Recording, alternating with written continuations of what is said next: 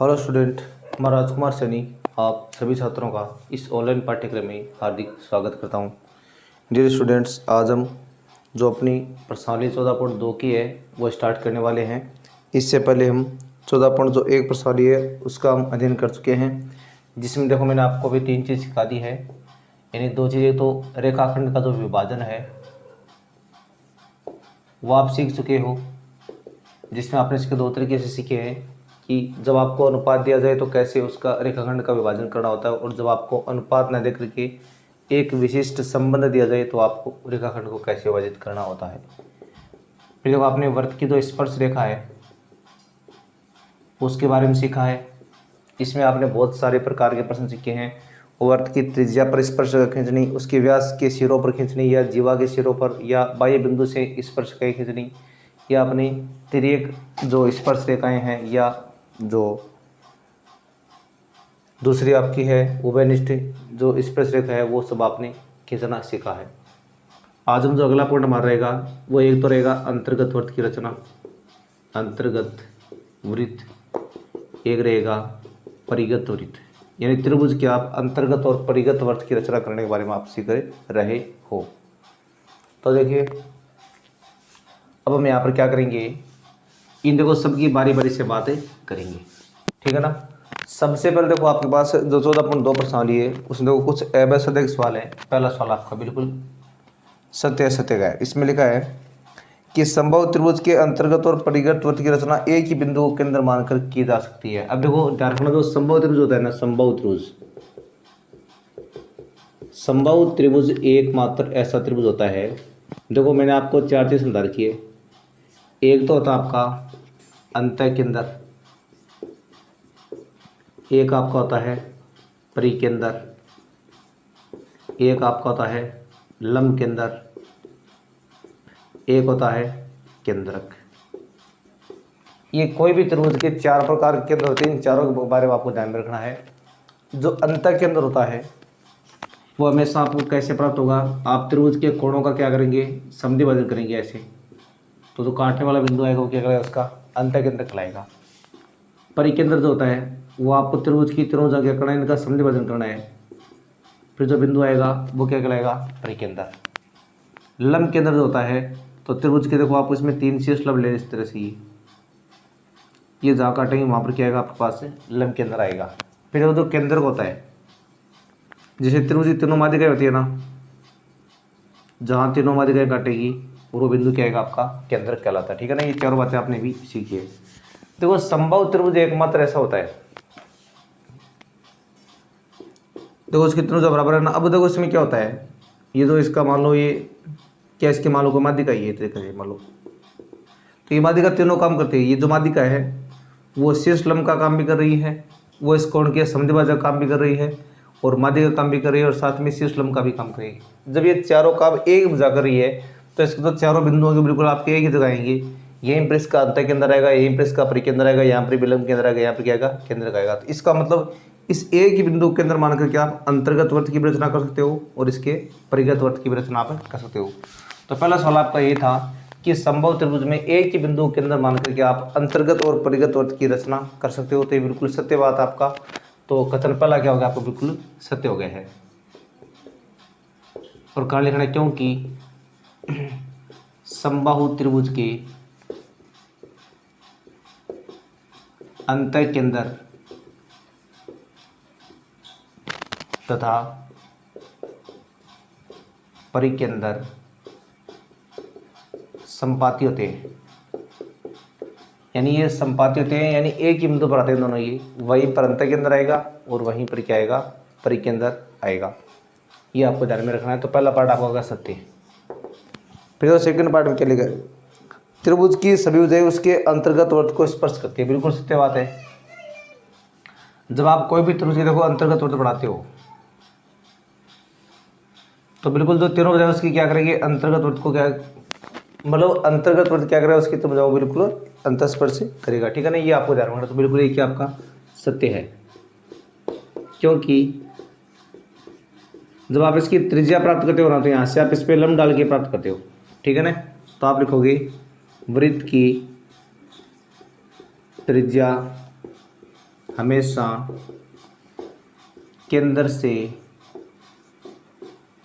भुजा पर लंब डालकर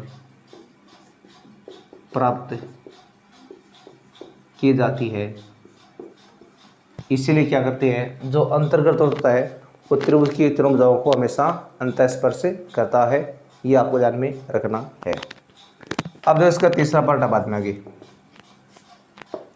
तीसरे पार्ट में क्या लिखा है, त्रिभुज का परिकेंद्र उसकी एक भुजा पर स्थित होता है जब वह एक अधिक कोण त्रिभुज है। देखो तीनों बातें रख लो। देखो मैंने बोल दिया जो अंतःकेंद्र है ना, वो चाहे त्रिभुज आपका कैसा भी हो, चाहे आपका अधिक कोण त्रिभुज ऐसे, अंतःकेंद्र हमेशा क्या बिल्कुल अंदर ही आएगा इसकी, ठीक है ना। अब देखो ये तो बात की मैंने अंतःकेंद्र की,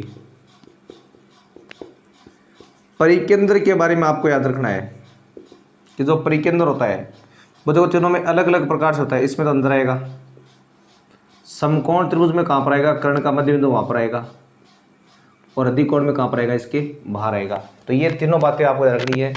अब यहाँ पर प्रश्न में क्या पूछा है कि त्रिभुज का परिकेंद्र उसकी एक भुजा पर स्थित होता है जब वह त्रिभुज क्या होता है, अधिक कोण होता है। ये जब अधिक कोण होता है उसकी भुजा पर आएगा, बिल्कुल गलत बात है ये। समकोण होगा तो उसकी भुजा पर आएगा। तो ये आपका कथन क्या हो गया, बिल्कुल असत्य हो गया। यानी ये परिकेंद्र अंतःकेंद्र इन सब के बारे में आपको डिटेल से जानेगा जब आपको 10 की पढ़ाऊंगा बिंदु पर, तो उसमें आपको मैं कराऊंगा, ठीक है ना। तो कथन क्या हो गया, क्योंकि अधिक कोण त्रिभुज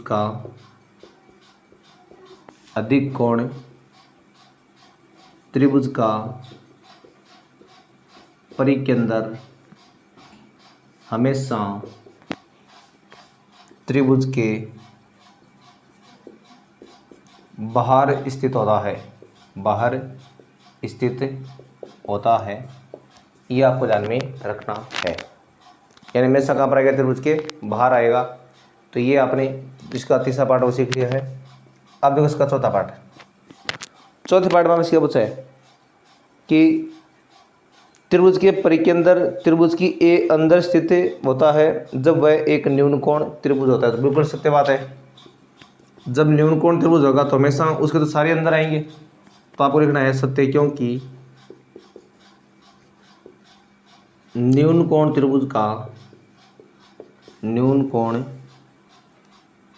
त्रिभुज का परिकेंद्र हमेशा त्रिभुज के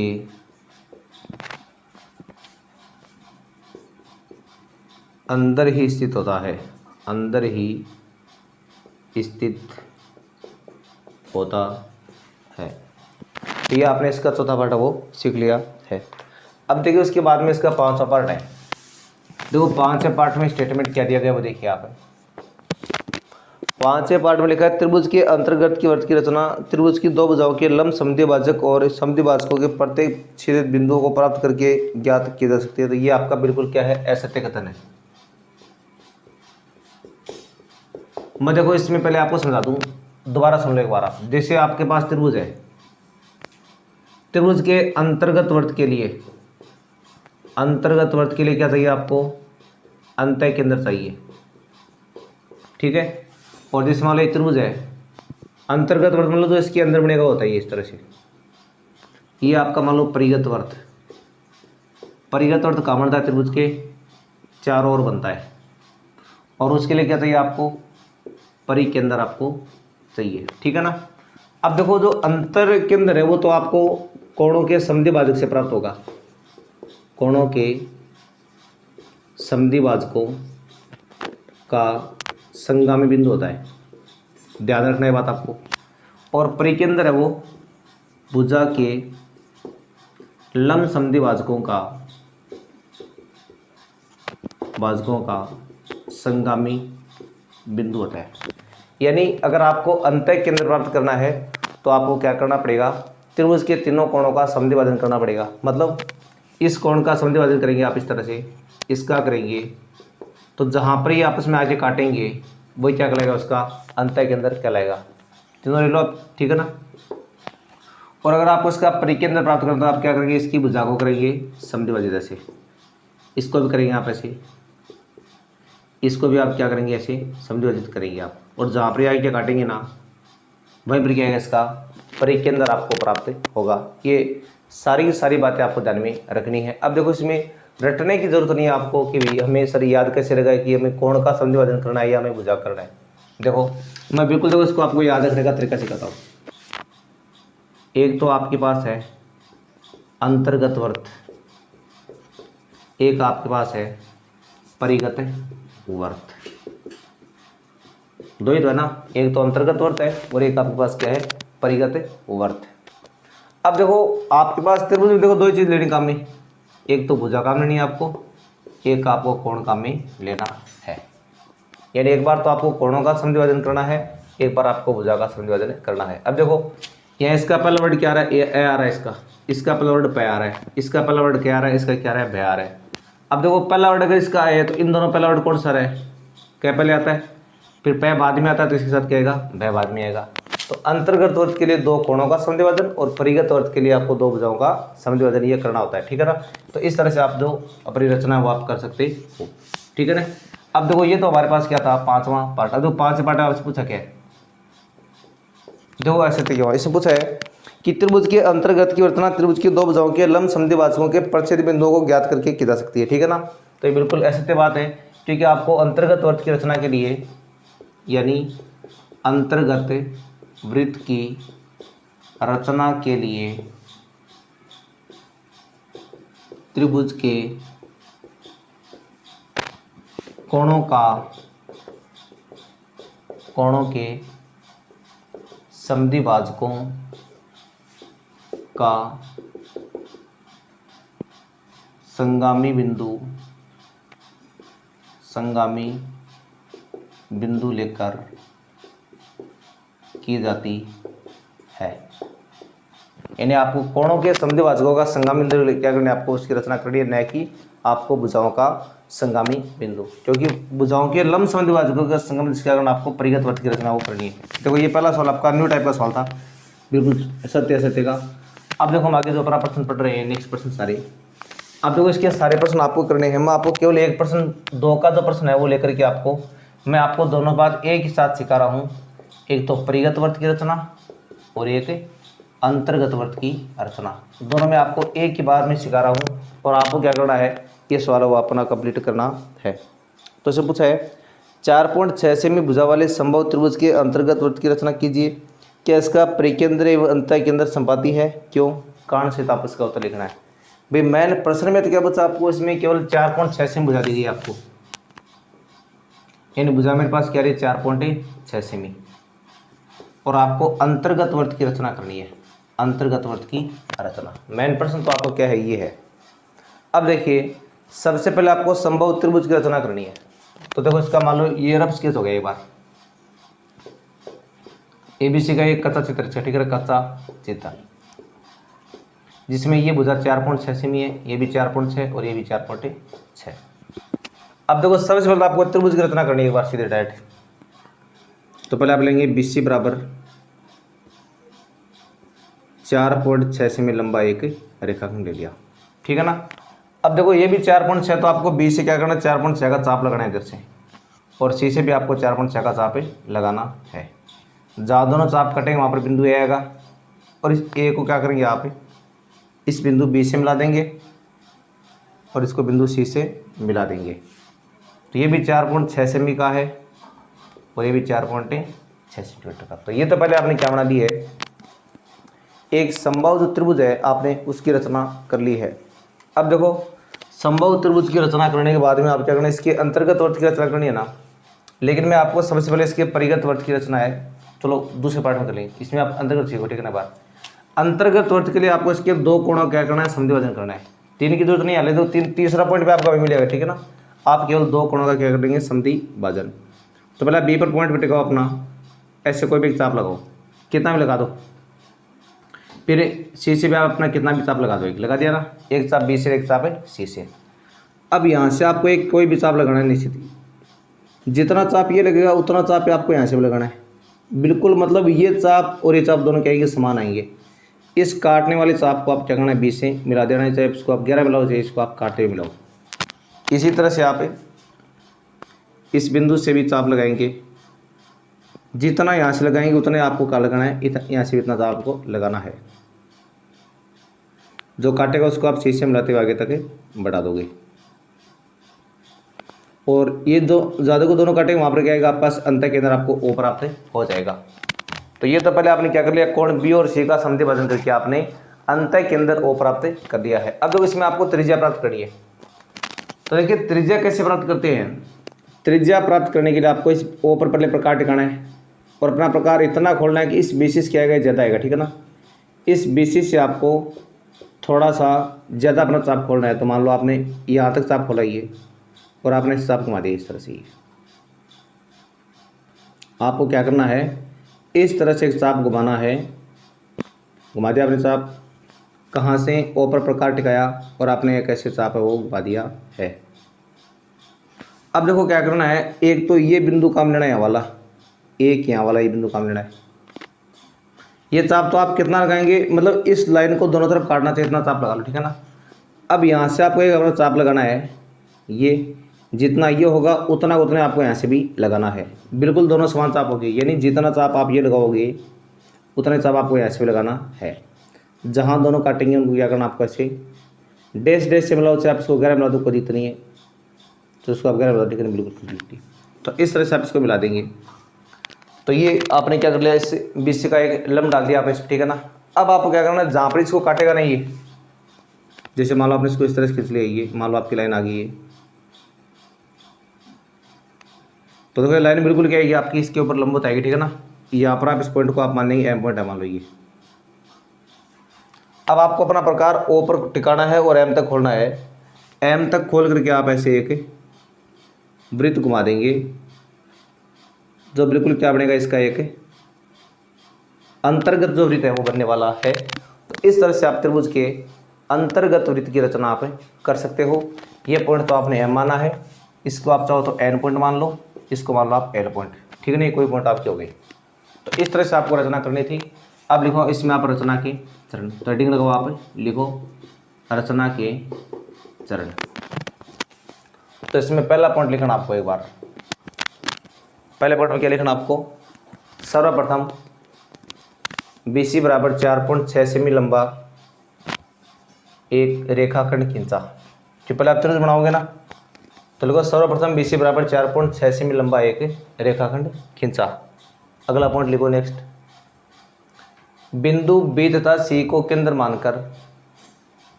4.6 सेमी त्रिज्या लेकर चाप लगाई और बिंदु A प्राप्त किया। अगले स्टेप में लिखो, A को B व C से मिलाकर त्रिभुज ABC की रचना की। A को B व C से मिलाकर त्रिभुज ABC की रचना की। चौथा पॉइंट लिखो आगे, कोण B तथा कोण C का समद्वि भाजन करके, कोण B तथा कोण C का समद्वि भाजन करके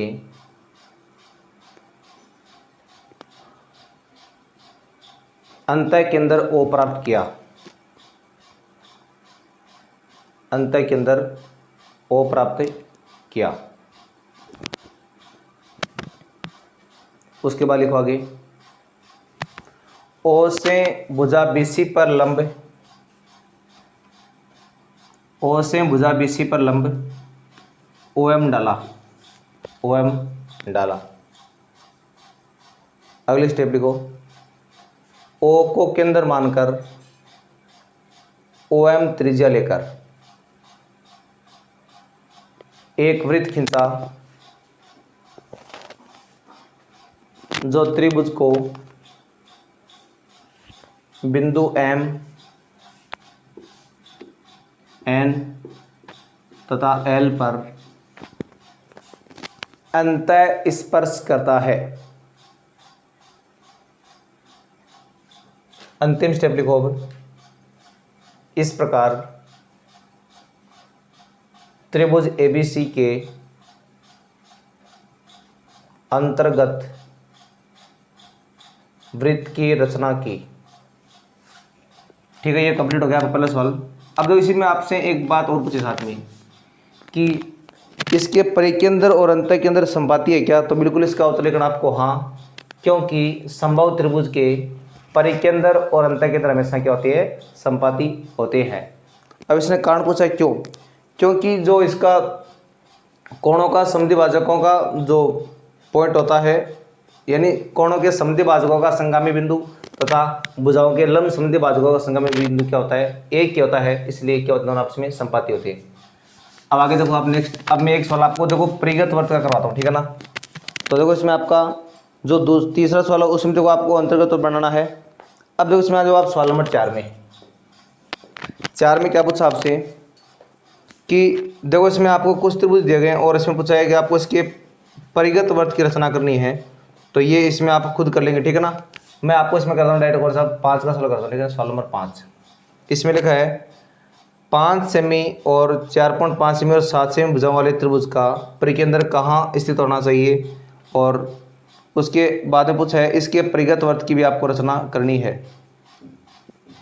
तो देखो 5 सेमी और 4.5 सेमी और 7 सेमी इन भुजाओं वाले त्रिभुज के आपको परिकेंद्र पहले पूछा कहाँ पर आएगा, उसके बाद में उसकी आपको रचना करनी है। तो देखिए इस सवाल को हम कैसे करेंगे कंप्लीट अभी।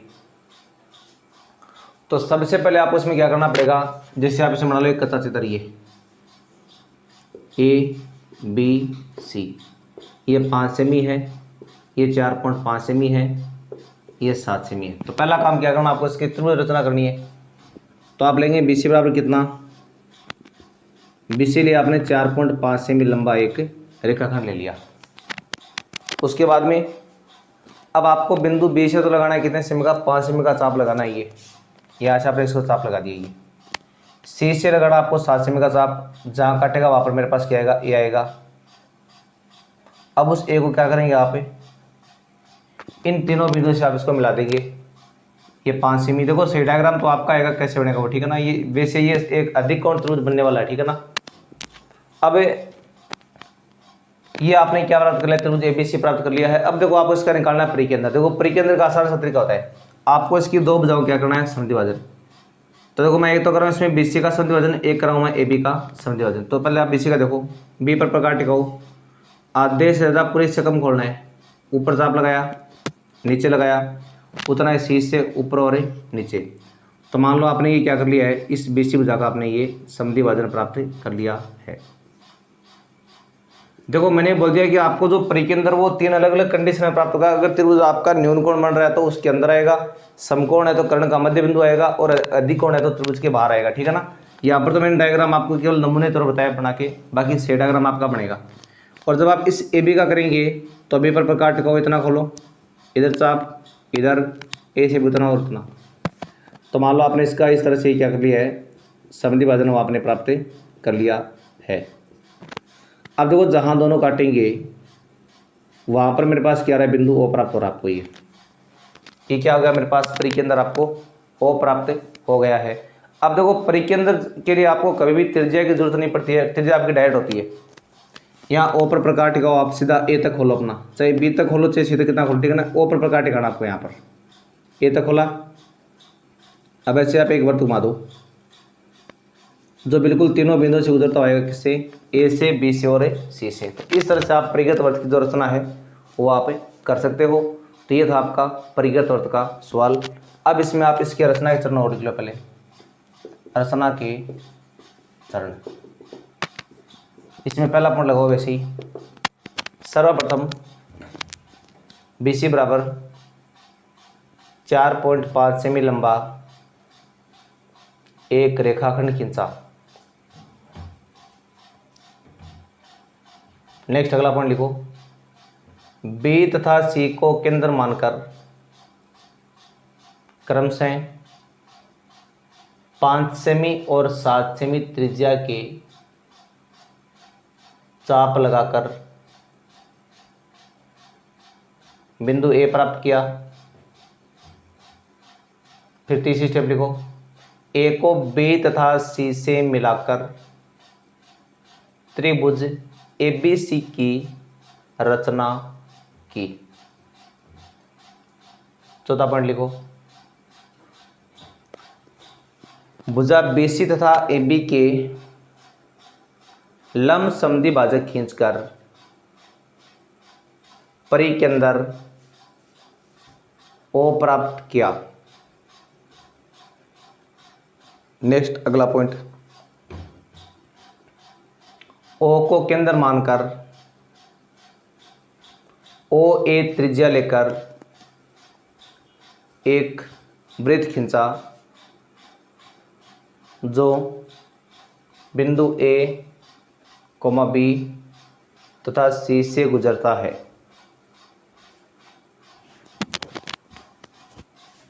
अगला लिखो, नेक्स्ट पॉइंट, इस प्रकार त्रिभुज ABC के परिगत वृत्त की रचना की। तो आज हम बस इतना ही पढ़ेंगे और इसके साथ ये मान के चलो कि आपकी जो प्रश्नावली 14 की वो कंप्लीट हो गई है। बाकी प्रश्न आपको सारे खुद को कंप्लीट करने हैं। अब इसके बाद में जो नेक्स्ट वीडियो है वो नए टॉपिक का रहेगा। तब तक के लिए आपको नमस्कार, धन्यवाद।